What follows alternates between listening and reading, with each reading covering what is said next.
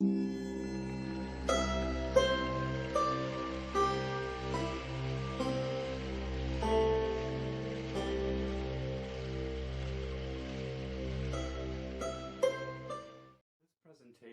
looks at theocracy as an extension of a condition or state of being known as monism, a spiritual intelligence that is attained by way of what was once the domain of the spiritual sciences kept in secret.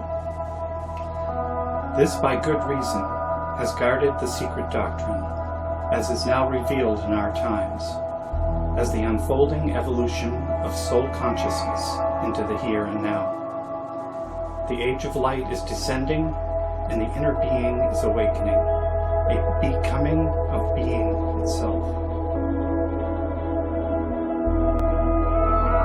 Monism, defined this way, according to Rudolf Steiner's view from the perspective of the spiritual sciences, reveals the inherent spirit impulse that is hidden deep within humanity itself, the longing for expression in becoming the one true being.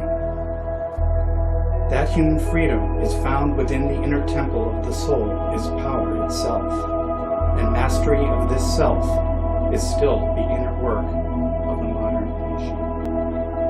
The faculties of spiritual insight that lead to transformation, not knowledge alone, but imagination in the sense of creative power, and intuition based upon immediate direct knowing from the sources of the spiritual world, is attained by developing an inner dialogue with the spiritual intelligence.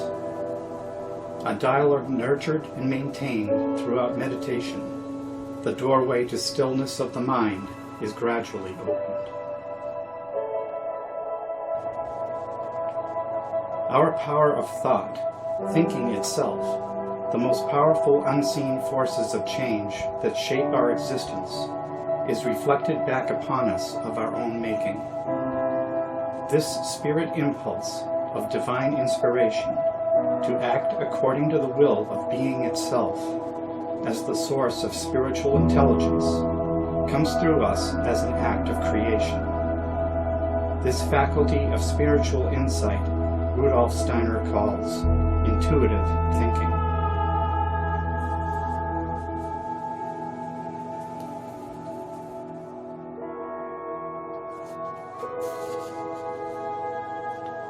Rudolf Steiner says in the following quote, "Thus, thinking is characterized as that factor through which man works his way spiritually into reality. Once experienced, the world of spiritual perception cannot appear to mankind as something foreign, because in intuitive thinking, he already has as experience which is purely spiritual in character. For it tries to show that the experience of thinking, when rightly understood, is in fact an experience of the spirit. This presents intuitive thinking as mankind's inwardly experienced spiritual activity. To understand this nature of thinking by experiencing it amounts to a knowledge of the freedom of intuitive thinking."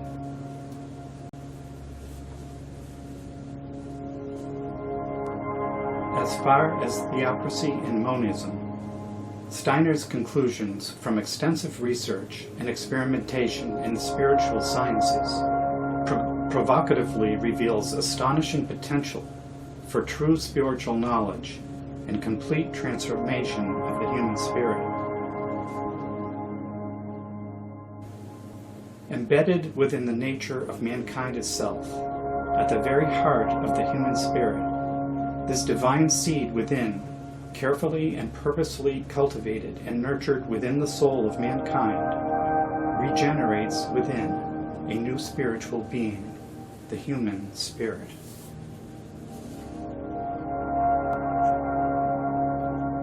Rudolf Steiner continues, "Mankind does not take the purposes of an objective, transcendentally primordial being and make them his own, but he pursues his own individual purposes given him by his moral imagination.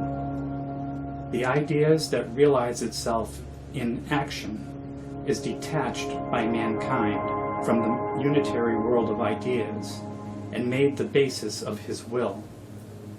Therefore, it is not the commandments injected into this world from the beyond that live in his action, but human intuitions, through developing intuitive thinking, belonging to this world itself.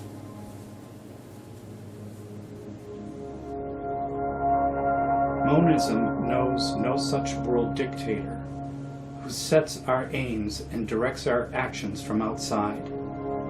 Man finds no primal ground of existence who counsels he might investigate in order to learn from it the aims to which he has to direct his actions. He is thrown back upon himself. It is he himself who must give content to his action. If he looks outside the world to which he lives for the grounds determining his will, he will look in vain.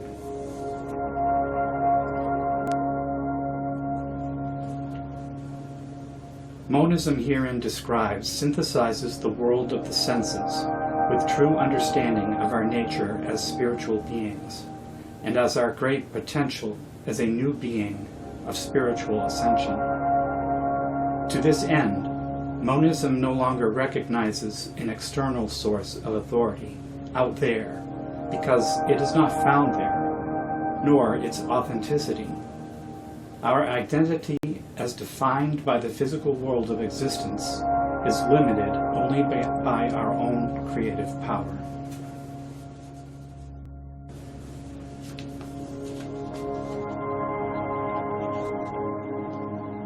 The naive realism of the world of appearances is falling to a new understanding of our place in the divine hierarchy, an unfolding of a new age of enlightenment, the descent of the dove of divine wisdom, the heavenly Sophia.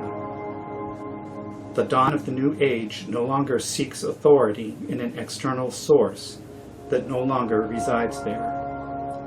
In our own world of generated existence, the external source of authority ceases to exist when found within. One is no longer subject to the effects of naive realism.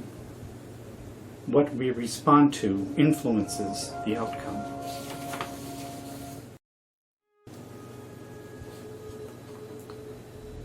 Liberty of the individual is emancipation of the human spirit, and for this transformation of true freedom, mastery of the self is still essential. The spiritual intelligence that grows from intuitive thinking engenders true freedom of the human spirit, cultivating that spirit impulse within as its source. The wisdom of our experience with reality transforms the human spirit in actuality. In deepest meditation, look within and seek it there. Call down the light of wisdom, the heavenly Sophia, and from its light ignite the sacred fire within.